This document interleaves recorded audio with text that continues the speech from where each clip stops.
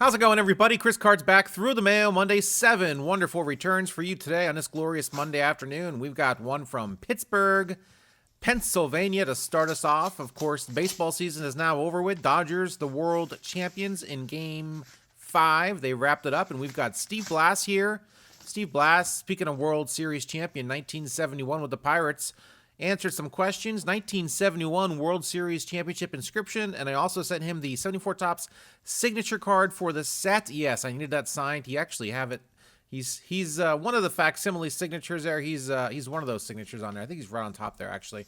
I can't really tell from my vantage point. You guys can probably see better than I can. But Steve Blass, great little career, 10 years in the bigs. Answered some questions. Let's see what he went ahead and responded to my questionnaire. Yeah, Steve Blass right there on top. And we've got, how many autograph requests do you typically receive each week or month? He says approximately 12 a week. Is there any sort of pet peeves you have from us TTMers? He says, no problem. I'm flattered. Boy, we'd love to hear that. Do you still follow the game? He says, yes. Steve Blass, only 3 questions. Didn't want to get too wordy. Like I said, fewer questions. Maybe they have more motivation to maybe answer them. Steve Blass, of course, Steve Blass disease. He pretty much had the Rick Ankiel syndrome. Mackie Sasser, Ricky Romero. There's a few other guys that had it where after his All-Star year of 1972, he went crazy in 1973 and just lost the plate, basically. Went 19-8 with a 2.49 ERA, finished second in the Cy Young in 1972. 1973, 3-9 with a 9.85 ERA. I think only got about 20 starts, and he led the league in hit batsmen. Not good. Tried again in 74, spent most of the season in AAA, and that was basically it for his career. No Rick Ankiel moment where he came back and became an outfielder and all of a sudden started slugging home runs left and right. Great to hear that he loves to get the fan mail.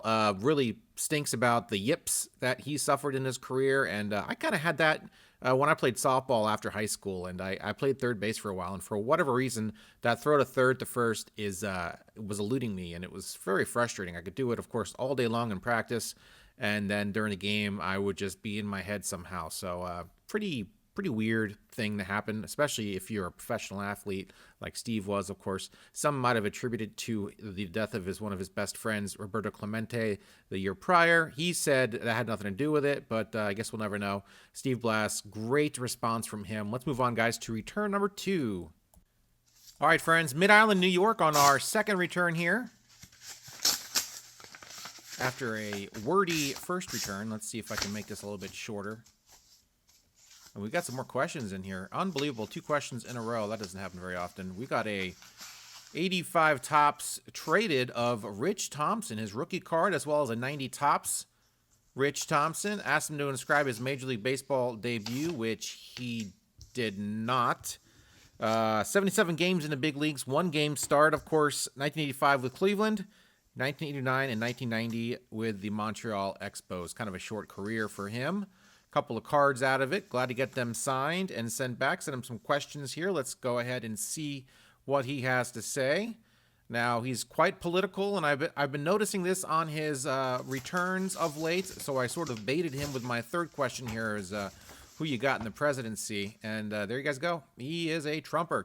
Trump 2024, in fact, for Mr. Rich Thompson. Didn't answer any of the other questions. Did not inscribe my card as I so politely asked for, but that's fine. He did sign my 2 cards and send them back. I'm not bitter or angry. Very happy to get this back. I didn't think he'd answer my questions, which is why I threw in question numero 3 there.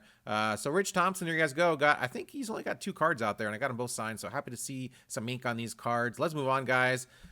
There's his information. Do believe there's a couple other Rich Thompsons out there. I think one was an outfielder for the Rays, I do believe, and then another one was a pitcher for the A's and the Angels back in the early 2000s, maybe mid 2000s. I don't know. Anyway, there you guys go. Rich Thompson. Let's move on, guys, to return number 3. Columbia, South Carolina for our next return here, as you see right there on the envelope. Let's rip into this. Not too many cards from the feel of it. No questions in this one, I do not believe. So our streak is over at 2. And we've got an unsigned 90 Topps card of Billy Spires, an 89 Upper Deck card, thankfully signed, and a 94 Topps card, 89 Upper Deck set update video last Friday, by the way. I'll link that at the end of this video. Maybe he only signs 2 cards. Maybe he missed the 90 Topps. Who knows? 1987 first-round draft pick of the Brew Crew, 13th pick overall, 13 years in the big, 6 with the Houston Astros, 6 with the Brewers, and 63 games with the Mets in 1995. I usually boast about how I know all these random players that played for the Mets back in the 90s. I do not remember Billy Spiers as a Met, of course. 95 was my first year living in Oregon. We did not have TV, lived in the middle of nowhere, so that might have had a lot to do with it, actually. So there you guys go. Billy Spiers, nice return from him. Clemson. Pride of Clemson. In fact, he actually worked as a director of special teams for the football team from 2016 until just this year in April of 2024. So nice return from Billy Spiers. Solid career. Let's move on, guys, to return number 4. SLC for our next return.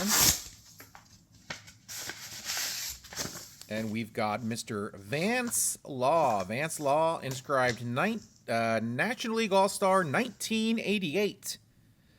Got this through Past Pros. I think it was $13 all in through Past Pros. I think it's $5 and a few bucks extra for the inscription. All in $13 signed for this set. Very nice return from Vance Law. I did get him, I think, just a few episodes ago. Opened up in when he was free. Not free anymore. There's information. You can try to set him some money. Some of these guys do sign kind of off the books of Past Pros, and some of them do not. I'm sure Past Pros has strict policy on these guys, trying to make sure they don't navigate outside the whole Past Pros realm. Some do, some don't. Not sure about Vance Law. Your mileage may vary. Of course, 11-year career, 5 different teams in those 11 years. Pretty decent career. Of course, Vern Law, his father, also a great signer. Also a little bit of money for him as well. I think it's $5 a card, I'm not sure. But needed that 87 Topps card signed for the set and got it done. Looks great. Moving on to our next return. Oklahoma City, Oklahoma for our next return here, if I can grab it. There we go. Oklahoma City right there. As you can see there. Sorry, hit the camera. Surprised I don't do that more often. It's literally inches from my hands. And we've got some vintage back. Finally, Don Kaiser, and he filled out the signature card on the back and signed the front. Wow, that's a first. I don't think that's ever happened. Out of all the signature cards I've ever signed, you either get the back filled out or the front signed, and that is it. Totally completed by Don Kaiser, who was the Cubs' first bonus baby back in 1955. Attended East Central University on a basketball scholarship, but the Cubbies said, "Here's 15 grand, come play for us." And he said, "Okay." So 1955 as a bonus baby, had to stay on that Major League roster. He got into some relief outings that year before starting the next few years. Got into 58 games for the Cubs in 55, 56, and 57 before bouncing around the league. Never making it back to the majors after that 57 season. Went 49 wins in 50 decisions in high school. 7 no-hitters, 2 perfect games. Pretty amazing high school run for Don Kaiser. Didn't translate to the major leagues, unfortunately. Awesome return from him. 56 Topps, 57 Topps signed very nicely, including a signature card completely filled out, which is unbelievable. Boy, I'm excited by this return, guys. Let's move on, guys, to our next return. All right, gang, moving right along. Carroll Stream, Illinois, for our next return. I need to slow down. I speak too fast. 1988 Donruss card peeking out there. A hideous design, if ever there was one. And we've got an 88 Topps of Pete Stanisich. Pete Stanisich, 88 Fleer, signed not for the set, but looks like Billy Ripken, doesn't it? 88 Donruss, 89 Topps, and 89 Upper Deck signed for the set. Very nice return. It does say something on his bat knob. It is not offensive, though, or we probably would have heard about it by now. Pete Stanisich only played in 87 and 88 for the Orioles. Got into 113 games prior to Stanford University. A smart guy, a Cardinal, a tree. Nice return from Pete Stanisich. Of course, injuries plagued him during his career. His last pro year was in 1990. Brother of Steve Stanisich, who, spoiler alert, you will probably find him on a future Through the Mail Monday.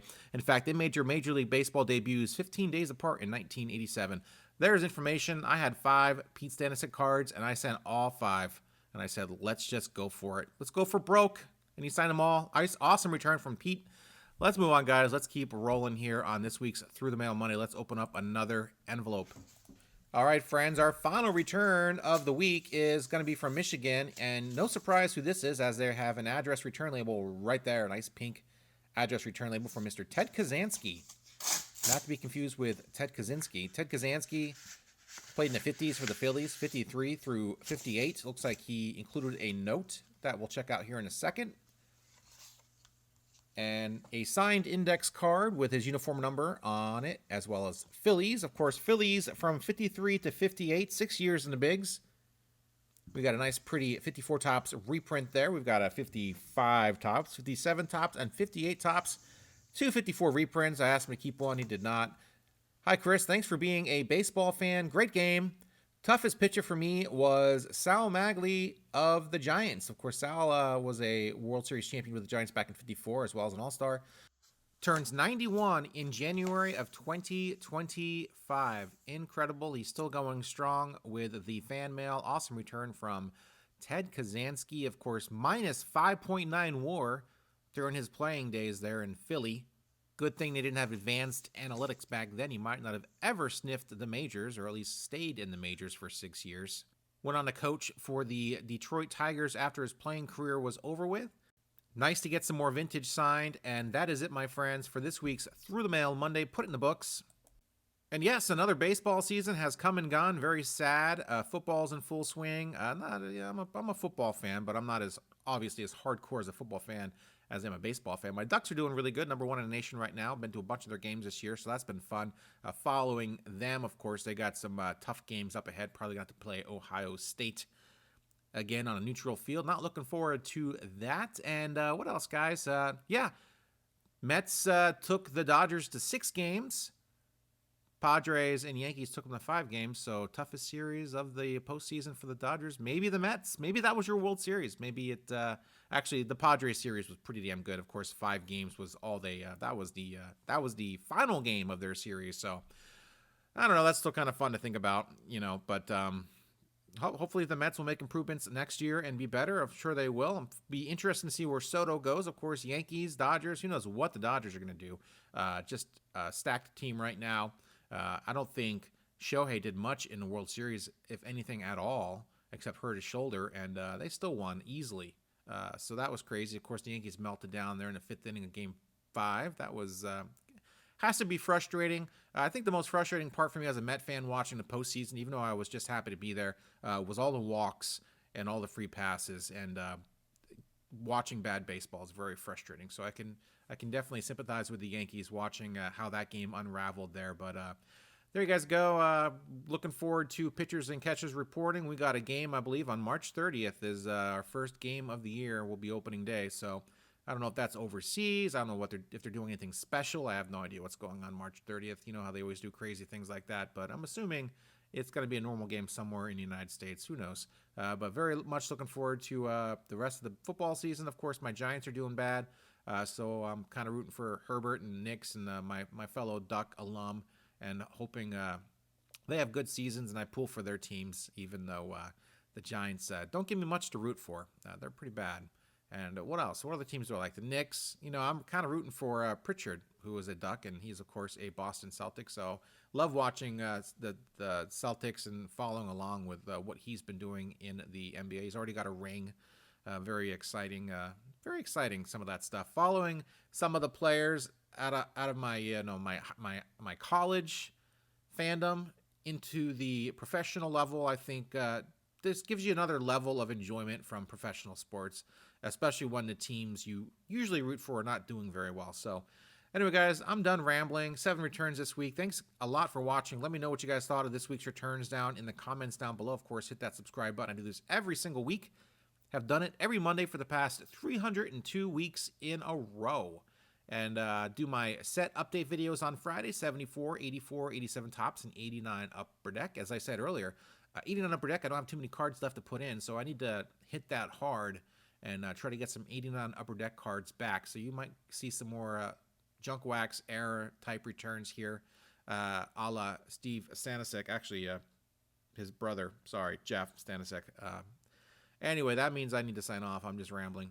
Thanks, guys, for watching. I appreciate each and every one of you. See ya.